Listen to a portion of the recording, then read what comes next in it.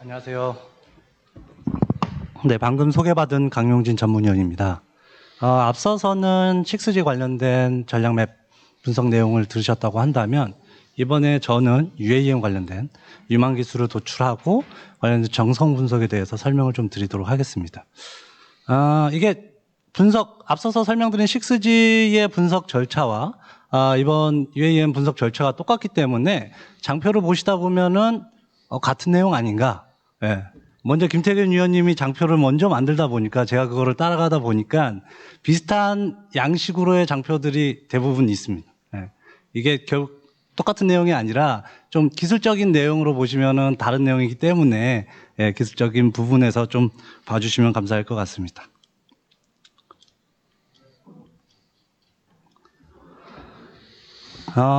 최근에 도심의 어떤 집중화 현상으로 인해서 교통량도 증가를 하고 그에 따른 교통 정체가 많이 일어나고 있습니다. 그리고 내연기관이 내뿜는 이산화탄소로 인해서 환경 문제도 많이 대두되고 있고요. 그래서 그러한 문제점을 좀 해결하고자 지상교통을 좀 대체하는 걸로 UAM이라는 도심항공교통이 좀 각광을 받고 있습니다.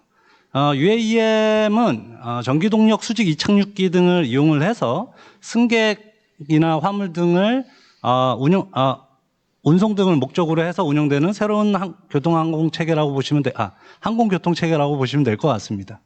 UAM은 어떤 기체뿐만 아니라 서비스, 플랫폼, 어떤 인프라까지 전부 다 포함하는 사업 영역으로 보시면 될 것 같고요. 우리나라에서는 UAM이라는 키워드를 좀 사용을 하고 있지만 도심 내에서 활용하는 RAM이라고 하는 지역 간 항공 등을 포함을 해서 미국에서는 AAM이라는 용어를 사용을 하고 있고요. 유럽 같은 경우에는 IAM, 이노베이션 에어 모빌리티라는 용어를 활용하고 있습니다. 우리나라에서는 UAM이라는 용어를 사용하지만 결국에는 그 안에 AAM까지 포함하여 의미가 내포되어 있다고 보시면 될 것 같습니다. UAM 관련해서 다양한 이슈들이 발생하고 있고 그거에 따라서 국가에서 다양한 정책들이 나오고 있습니다. 여기에는 포함은 안 됐지만 2020년도 5월에 국토부 주관으로 해서 KUAM 로드맵이 발간이 됐고 2020년 6월에는 UAM 팀 코리아가 발족이 돼서 관련된 상용화를 위한 여러 가지 정책이라든가 법안 아니면 기술 개발 등을 진행하고 있습니다.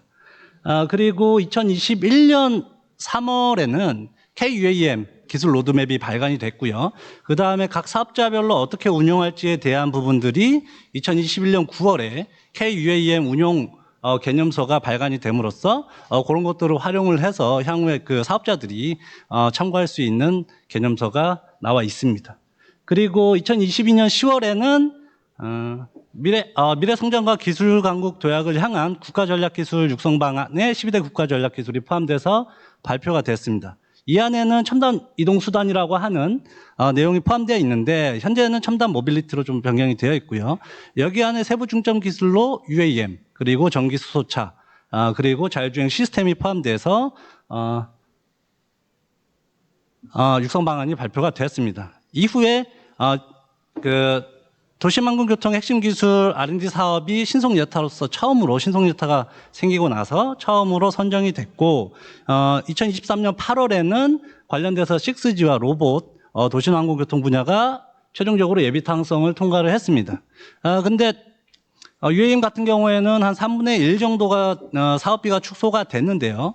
2035년까지 좀 중장기적으로 예상하고 있는 계획을 2027년까지 기초에 필요한 R&D 예산을 투입을 해서 3분의 1 정도로 좀 축소된 것으로 보여집니다. 그리고 2023년 8월에는 임무 중심의 전략 로드맵이 수립이 되면서 그 안에 2차 전지라든가 반도체 디스플레이, 첨단 모빌리티가 3개가 우선적으로 로드맵이 수립된 상태입니다. 그리고 올해 이제 지난달에 10월에는 UAM 특별법이 지금 발의된 상태에 있어서 국가적으로도 이 사업을 좀 영위하기 위한 신속하게 개발하고 사업화를 하기 위한 여러 가지 방안들이 지금 제시되고 있습니다. 네, KUAM 어떤 요구 항목별 KUAM 로드맵에는 요구 항목별 목표 성능이 좀 나와 있는데요. 초기인 2025년부터 29년까지는 운전자가 기체에 탑승을 하고 약 100km의 속도로 100km까지 갈 수 있는 운항 거리를 가질 수 있는 그런 목표를 갖고 있고요. 2030년부터 34년까지는 성장기로서 여기에는 직접적으로 운전자가 탑승을 하지 않고 원격 조정으로서 이루어지고 한 200km의 운항 거리를 갖는 것을 목표 성능을 하고 있습니다. 그리고 성숙기인 35년 이후부터는 아예 원격 자율 비행을 통해서 한 300에서 500km의 거리를 이동할 수 있는 것을 목표 성능으로 잡고 있습니다. 그리고 오른쪽 그림을 보시면은 각 공역 KUAM 운용 개념서 안에 각 공역에 대한 설명이 들어 있습니다. 소형 드론이나 무인기, 소형 무인기 같은 경우에는 한 150m까지의 공역을 설정하고 있고요. UAM 같은 경우에는 한 300에서 600m, 그리고 항공기 같은 경우에는 한 1km에서 한 18km 정도의 공역을 갖고 있습니다. 근데 저희가 특허 분석을 해본 결과 밑에 나와 있는 UTM 같은 경우에는 소형이나 드론에 대한 교통관리 체계라고 보시면 될 것 같고, 중간에 UATM 같은 경우에는 UAM 전용 교통 체계로 설명하고 있습니다. 그리고 ATM은 항공교통관리 체계인데 결국에 이 세 개에 대한 최종적으로는 관련된 어떤 데이터 공유라든가 공역에 대한 운항에 대한 공통된 어떤 데이터 공유, 그다음에 통신에 대한 부분들이 반드시 필요하게 될 텐데 이런 운용에 대한 특허들은 아직 나와 있는 것이 거의 없다고 보시면 될 것 같습니다. 그래서 표준화 이슈라든가 기술 개발 이슈는 굉장히 강하지만 아직 특허는 없다. 혹시 이 자리에 관련된 기술을 하시는 분이라면 조금 더 컨셉적인 측면에서의 특허라도 빨리 출원하시고 확보하시는 게 조금 더 유리하지 않을까 생각을 하고 있습니다. 그리고 기체에 대해서 조금 궁금하실 수도 있어서 준비를 했는데, 기체는 한 세 가지 형상으로 구분을 하고 있습니다. 처음에 대부분 알고 계시는 드론 형태의 멀티콥터가 있는데요. 요거는 수직 이착륙에 조금 유리하긴 하지만 어떤 거리라든가 항속 거리라든가 속도 측면에서 굉장히 좀 낮은 단점을 갖고 있고요. 그다음에 복합형이라고 하는 거는 수직 이착륙할 때 쓰는 프로펠러가 별도로 있고, 그다음에 직진할 수 있는 프로펠러를 별도로 가져서 수직 이착륙에 대한 안정성도 확보를 하면서 속도까지 가질 수 있는 어떤 두 가지 장점을 다 가지고 있는 형태라고 보시면 될 것 같습니다. 그리고 틸트형 같은 경우에는 한 가지의 프로펠러를 통해서 수직 이착륙과 이착륙할 때는 평행하게 프로펠러가 달려서 이륙을 하게 되고, 직진할 때는 이게 회전을 해서 직진하게 되는 그런 형태로 보시면 될 것 같은데, 요거는 약간 현재까지는 수직 이착륙에 대한 안전성 문제가 조금 있긴 하지만 가장 많은 무게를 적재할 수도 있고, 그다음에 가장 먼 거리와 가장 빠른 속도로 갈 수 있기 때문에 최종적으로는 한 복합형이나 틸트형 이 두 종류가 나중에 35년 이후에는 대부분 이 두 가지 형태의 기체가 되지 않을까 생각을 하고 있습니다. 그리고 멀티콥터형 같은 경우에는 중국의 이항이라든가 독일의 볼리콥터사가 좀 개발을 하고 있고, 틸트형 같은 경우에는 유명한 조비 에비에이션이라든가 그다음에 오버에어, 릴리움, 그리고 국내 현대자동차가 개발 중에 있습니다. 그리고 복합형은 미국의 위스크라든가 오로라 등이 개발을 하고 있습니다. 네, 관련된 특허 현황입니다. 우선 UAM 표준화가 지금 적극적으로 진행은 되고 있지는 않습니다. 어제 세미나를 들으시면 아시겠지만 현재 국내에서도 관련돼서 G3AM이라는 사실상 표준화 기구를 새로 신설을 해서 아마 내년도 상반기에 신설이 될 텐데, 신설을 해서 사실상 표준을 좀 적극적으로 주도하고자 하는 움직임이 있고요. 관련해서 표준 특허 당연히 표준이 많이 진행이 안 됐기 때문에 표준 특허는 없고, 무인기 관련해서 애트리에서 한 4개의 통신 표준을 갖고 있는데 관련된 특허들은 TT에 좀 몇 건이 선언되어 있긴 합니다. 그리고 최근 뉴스를 보시면은 SKT에서 UAM 어떤 서비스에 대한 구조에 대한 표준화를 진행하고 있다고 하면서 특허를 갖고 있다고 기사에 나왔지만 아직 표준화도 진행 중이고 특허도 아직 등록이 안 됐기 때문에 표준 특허라고 좀 얘기하기는 어려운 상황입니다. 그래서 저희가 전체적인 특허를 분석할 때는 분석할 때도 키워드를 잡을 때 UAM 키워드를 잡으면 건이 거의 없습니다. 그래서 UAM과 관련된 드론과 항공기, 자율주행 시스템까지 전부 다 포함을 해서 저희가 키워드를 잡았고요. 그 특허들 안에서도 UAM과 관련이 없는 기술들은 과감히 쳐냈습니다. 전체적으로 보시면은 2021년도까지 증가하는 것으로 보이지만 특허의 어떤 특성상 미공개 특허가 존재하기 때문에 22년, 23년도에도 증가하는 것으로 저희는 파악을 하고 있고요. 2015년도에 급작하게 증가가 하는데 이때 좀 드론 산업의 이슈가 좀 커서 관련된 특허들이 많이 출원이 되고 있습니다. 국가별로 보시면은 당연히 중국이 드론 관련된 특허들이 많이 보유하고 있어서 한 39% 정도 갖고 있고요. 미국이 한 24%, 한국이 한 10% 정도에 관련된 특허를 출원한 상황입니다. 국가별 내 외국인 출원 현황입니다. 우선 일본과 유럽 쪽을 보시면은 파란색 바 같은 경우는 내국인에 대한 출원이고요. 그 다음에 주황색 선 같은 경우는 외국인에 대한 출원으로 보시면 되는데, 일본과 유럽 같은 경우는 내국인 출원보다는 외국인 출원이 많습니다. 그거는 기술의 어떤 시장에 대한 매력도가 일본과 유럽은 좀 있다고 보여지고 있고요. 한국과 중국 같은 경우에는 압도적으로 내국인 출원이 많습니다. 이게 기술의, 시장에 대한 매력도가 떨어진다고 볼 수도 있고, 아니면 자국 기술 개발력 확보에 집중하고 있다라고도 얘기할 수 있을 것 같습니다. 그리고 주요 출원인 탑 20 분석입니다. DJI가 이쪽 드론 쪽을 거의 다 장악하고 있기 때문에 관련된 특허들도 가장 많은 드론 관련된 기술들이 결국에는 기체에 반영이 되고 나머지 시스템에 반영이 될 수 있기 때문에 이런 것들이 DJI가 많은 특허를 보유하고 있는 상황입니다. 그리고 미국과 중국 자국 출원에 좀 집중을 하고 있는 것으로 보이고요.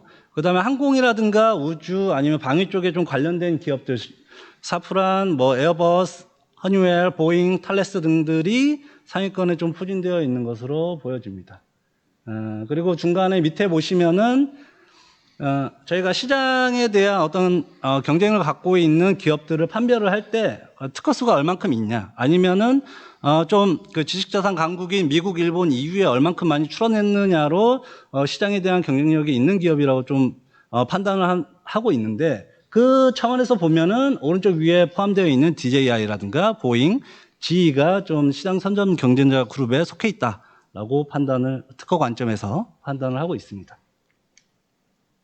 그리고 기술 관점에서 저희가 기술력이 얼마나 현재까지 뛰어나 있고, 그 다음에 그 기술들이 얼마나 시장성을 갖고 있는지, 기술력을 판단할 때는 기술성과 시장성을 좀 많이 보고 있는데 그 두 가지 측면에서의 그래프라고 보시면 될 것 같습니다. 질적 수준을 판단할 때는 CPP 지수를 그 기술들을 얼마나 인용하고 있는지에 대한 부분들을 보고 있고요. 그 다음에 Y축으로는 얼마만큼의 패밀리들이 각국에 진입해 있냐에 대한 부분, 시장 확보력에 대한 부분들을 볼 수 있습니다. 여기에서 CA14라고 하는 기술은 버티포트에 대한 스마트 보안 및 안전 기술입니다.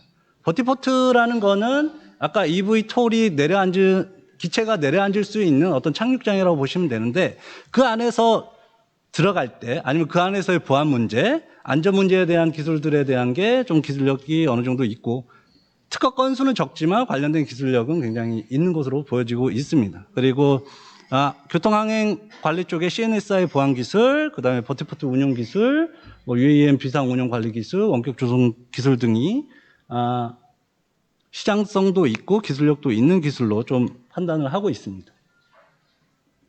앞서서 설명드린 내용에 대한 좀 종합이긴 한데요. 여러 가지 분석들을 더 많이 진행을 하긴 했습니다. 근데 장표상 조금 많이 줄였고, 아까 김태균 위원님이 얘기했지만 저희 보고서가 12월 말에서 1월 초에 저희 페인트컷 포털에 공개가 되는데, 그런 내용들을 확인하시면 좀 더 많은 분석 내용들과 R&D에 활용할 수 있는 내용들을 확인하실 수 있을 것 같습니다.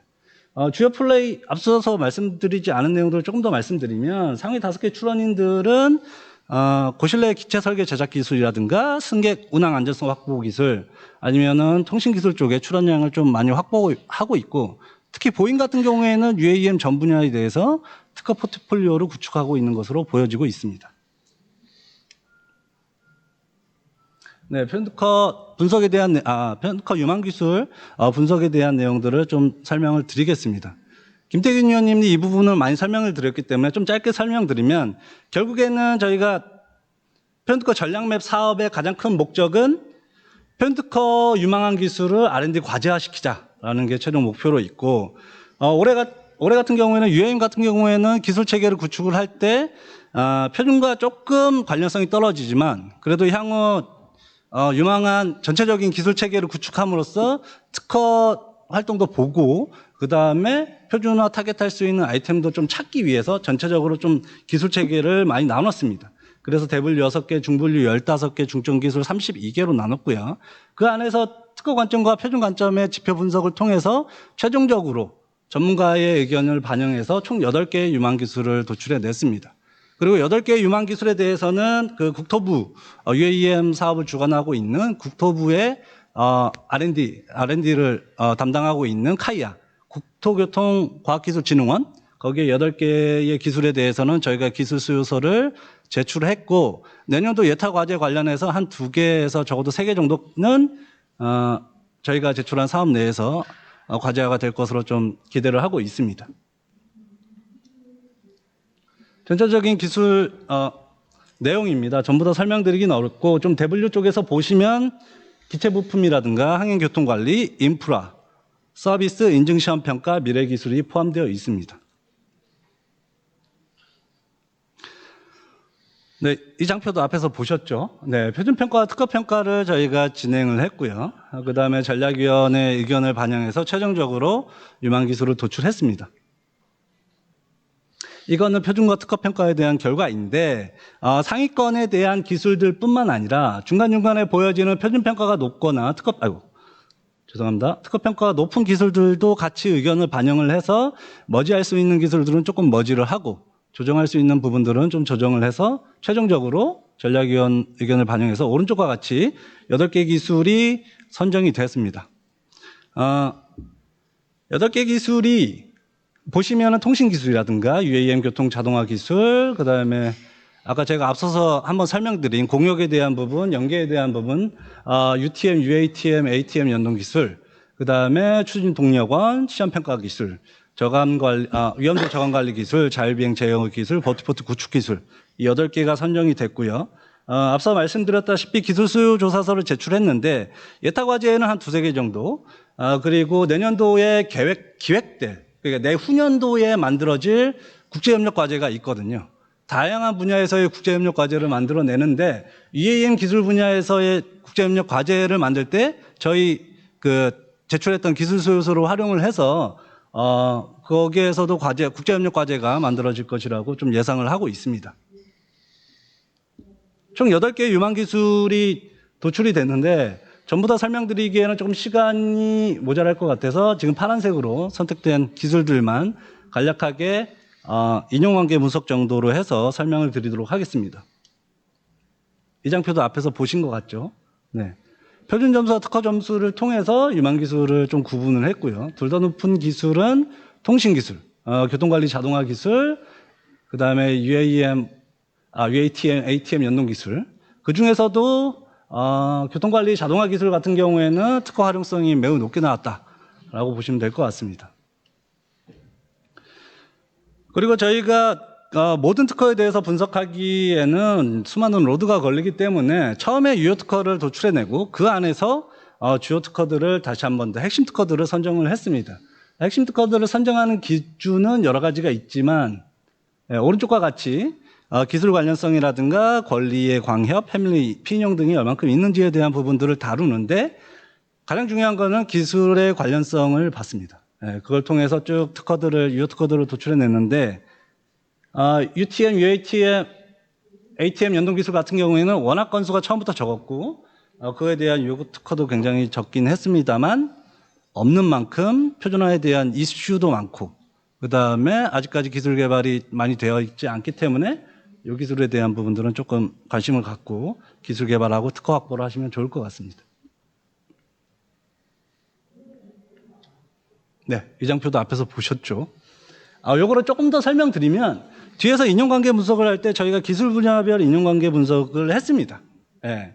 근데 특허들이 방대한 기술들을 다루고 있다 보니까 그것들을 좀 구분할 필요가 있어서 IPC 코드라는 것을 부여를 해서 좀 구분을 하고 있습니다. IPC 코드는 세션, 클래스, 서브클래스 메인 그룹, 서브 그룹으로 해서 5개 층으로 이루어지는데 5개 층이 마지막까지 가면 한 7만 개 정도로 또 구분이 되거든요. 워낙 많은 기술 분야로 또 나눠지기 때문에 와이포라는 세계적 재산 기구에서는 그런 지식자산 코드와 어떤 기술 분야의 연계 분석을 위해서 35개의 IPC 코드를 35개의 기술 분야로 구분을 했습니다. 그래서 저희가 기술 관계 인용 분석을 할 때는 이런 35개의 기술 분야를 바탕으로 해서 SNA 분석을 실시하였습니다. 우선 첫 번째인 UAM 운용을 위한 통신 기술 내용입니다. 저희가 총 20년 동안의 특허 분석을 하면서 어느 정도의 키워드를 분류할 것이냐, 어느 정도 최근에 연도를 잡을 것이냐 기준을 삼은 게 2020년도에 아까 말씀드렸다시피 KUAM 로드맵이 발간이 됐거든요. 그 시점으로 해서 나온 키워드와 그전 키워드를 좀 비교를 했습니다. 통신기술 같은 경우에는 당연히 와이어리스 커뮤니케이션이라든가 어떤 커뮤니케이션 링크에 대한 부분들은 지속적으로 출원이 되고 있었고요. 최근에는 사이드 링크에 대한 특허가 좀 확인이 됐습니다.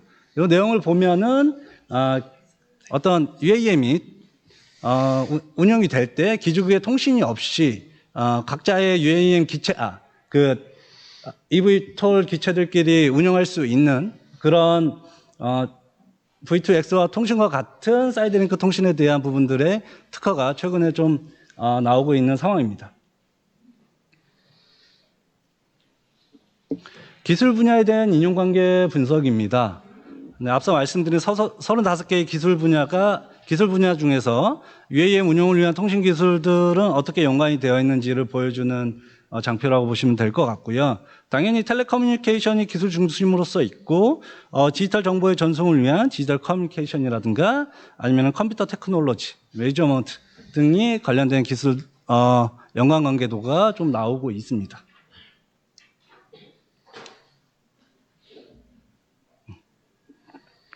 그리고 주요 출원인 인용관계 분석을 보시면 퀄컴과 보잉이 다른 출원인들에 의해서 많이 인용되고 있는 것을 볼 수 있고요. 그 다음에 밑에 쪽에 탈레스 같은 경우에는 에릭센이라든가 보잉의 특허들을 좀 많이 인용을 하는 것으로 확인이 되고 있습니다. 네. 앞서서 전부 다 보여드리는 않았지만 어떤 표준 분석이라든가 관련된 환경 분석들이 여러 가지 진행이 됐고 그런 것들을 종합적으로 해서 저희가 SAP 전략을 수립하게 되는데 보고서의 내용을 확인하시면 그런 내용들까지 같이 확인할 수 있고요. 여기서 간략하게 요약을 하면은 RTCA라고 하는 항공규격을 생성하는 어떤 비영리 단체에서는 시트링크 전용 통신 기술에 대한 표준화가 조금 진행이 되고 있는 것으로 보여지고요. 3GPP에서는 상공통신 지원을 위한 이동 및 위성통신망 고도화 표준화가 좀 추진이 되고 있습니다. 결국에는 어떤 통신을 쓸 것이냐, 전용 통신을 쓸 것이냐, 셀룰러 통신을 좀 활용할 것이냐, 아니면 위성 통신을 활용할 것이냐에 대한 이런 이슈들이 존재를 하고 있지만 관련된 특허들은 지금 보이지 않는 상황이고요. 그리고 대부분 UAM이 아닌 무인기나 드론에 대한 한정된 특허들이 좀 많이 있었습니다. 그래서 UAM에 대한 어떤 통신 쪽의 표준화를 위해서는 CD역에 대한 기술이라든가 아니면 상공통신 품질 예측이나 향상 기술에 대한 표준화 활동에 대한 부분들이 좀 필요하고 그것에 대한 특허 확보가 필요하다라고 보여지고 있습니다. 그 다음에는 UAM 교통관리 자동화 기술에 대한 분석 내용입니다. 기존의 어떤 비행 계획이라든가 교통관리에 대한 키워드들은 꾸준히 나오고 있고요. 최근에 UTM이라고 하는 무인기 교통관리에 대한 특허들이 최근 3년 내에 좀 많이 출원이 되고 있습니다. 그리고 키워드를 보시면은 슬레이브 UAV라든가 마스터 UAV 키워드가 보이는데 이게 특정 UAV가 자기가 정해진 항로가 아닌 다른 항로로 들어갔을 때 다른 UAV와의 연계성을 가지고서 협력해서 비행 계획을 세우는 그런 특허들도 최근에 나오고 있습니다. 기술 분야에 대한 인용관계 분석입니다. 기체 위치 등에 대한 측정에 대한 기술이 메이저먼트라든가 그것을 제하기 위한 컨트롤, 그 다음에 IT 메소드 포 매니지먼트 쪽에 대한 기술, 교통관리 위한 데이터 처리 쪽의 기술들이 좀 연관돼서 보이고 있습니다. 그리고 주요 출원인 인용관계 분석인데요. 보시면은 허니웨어라든가 에릭슨, 뭐 탈레스, 보잉 등이 주요 출원인의 어떤 중심 네트워크의 중심을 이루고 있고, 그리고 무인기 원격 명령 및 제어를 위한 통신 기술들이 좀 요구됨에 따라서 에릭슨 특허들이 해당 기술에 대한 특허들을 다수 출원하여 다양한 회사들이 인용을 하고 있는 것을 볼 수 있습니다.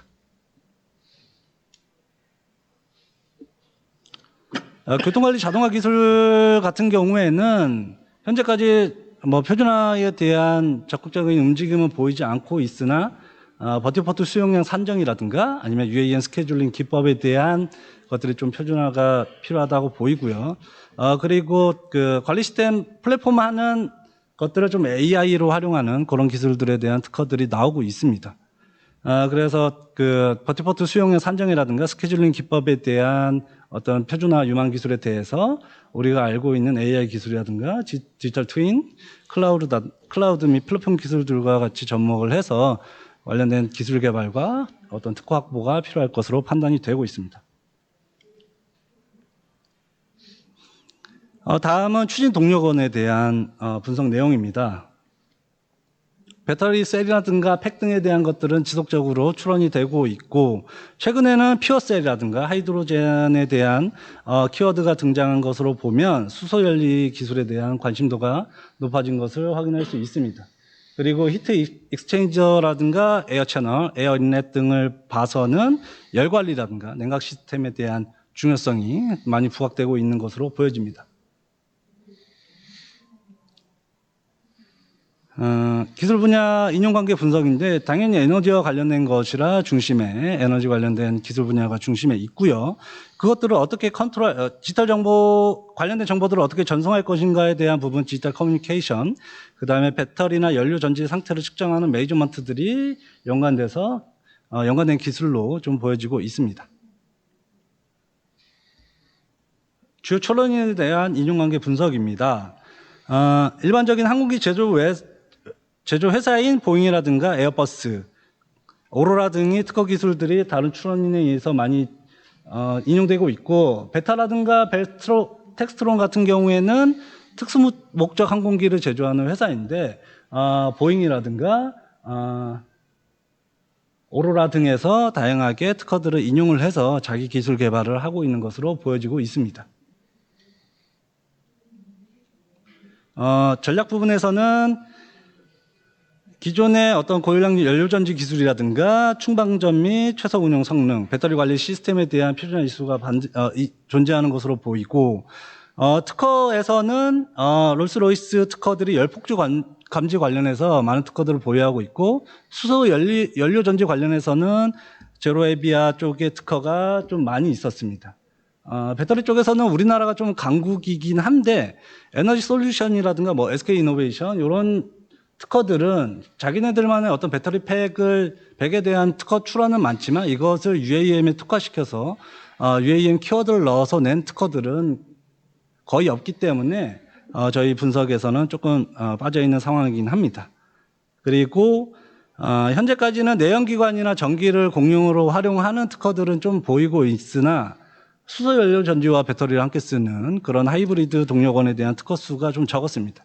결국에는 장거리를 이용하기 위해서는 하나의 배터리팩보다는 이런 수소연료 전지와 함께 쓰는 게 좀 필요한데 그런 특허들이 아직 보이지 않는, R&D 측면에서는 연구를 시작했다고는 합니다만 현재까지로 특허는 많이 나와 있는 상황은 아니고요. 네.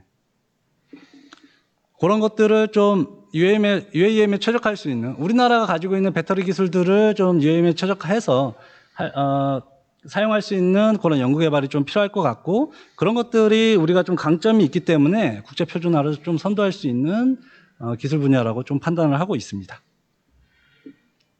마지막으로 도심형 버티포트 구축 기술입니다.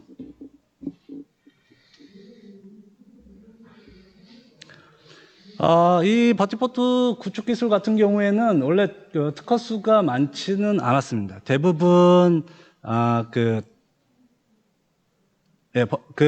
우리가 알고 있는 버티포트가 아닌 활주로 관련된 특허들이 좀 많았고요. 있다고 하더라도 전체적으로 구조 설계에 대한 부분들의 특허가 대부분이었습니다. 그만큼 어떤 기술에 대한 인용관계들도 좀 크게 나오진 않았는데 이게 결국에는 건물들에 대한 3D 스캐닝 그다음에 그거를 어떻게 모델링 할 것인가에 대한 부분들이 있기 때문에 컴퓨터 테크놀로지가 중심에 있고요. 그리고 시빌 엔지니어링으로 해서 도시에 대한 건설 부분이기 때문에 이것이 좀 관련돼서 기술이 좀 연관돼서 나왔습니다. 그리고 버티포트 구축 기술 같은 경우에는 각자 사업체마다의 기술을 갖고서는 진행하고 있기 때문에 우버라든가 프라포트 같은 경우에는 서로 특허들을 인용하는 관계가 굉장히 적었고요. 예. 이 기술 같은 경우에는 전체적으로 특허도 적었지만 관련된 기술에 대한 개발도 이제 막 시작하고 있는 상황이라 그런 것들에 대한 모듈형 버티포트 구축 기술이라든가 UAM 충전 표준 기술, 그다음에 어떤 규모를 선정한다든가 입지를 선정하는 방안에 대해서는 내부적으로 논의를 하고 있는 상황이고 이런 것들을 좀 타겟해서 현재까지는 그런 내용들이 없기 때문에 그런 것들에 대한 유력한 어떤 기본 컨셉들이 좀 정해지면 빠르게 특허를 우선 내고 향후에 어떤 연구개발이라든가 표준화에 따라서 그것들을 디벨롭해서 포트폴리오를 구축하는 그런 전략이 좀 필요할 것이라고 보여집니다. 네, 이 장표는 그대로 갖고 왔고요. 결국에 그 분석된 여러 가지 내용들은 저희 보고서를 통해서 나중에 확인하시면 좋을 것 같습니다. 네, 끝으로 우리 한국특허 전략개발원 표준특허 전략팀에서 지금 시행하고 있는 표준특허 창출지원 사업을 간략하게 설명드리면 앞서서는 연구개발 기획 단계에서의 표준특허 전략맵 분석을 보여드렸었고요. 이후에 이게 과제화가 되고 각 과제 안에서 표준특허를 직접적으로 만들기 위한 사업들을 저희가 다양하게 지원을 하고 있습니다. 저희가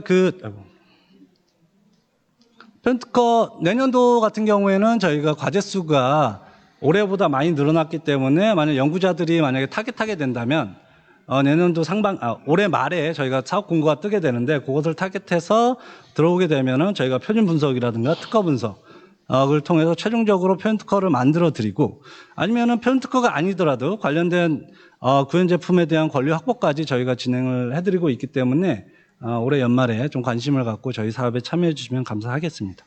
네, 이상 발표를 마치겠습니다.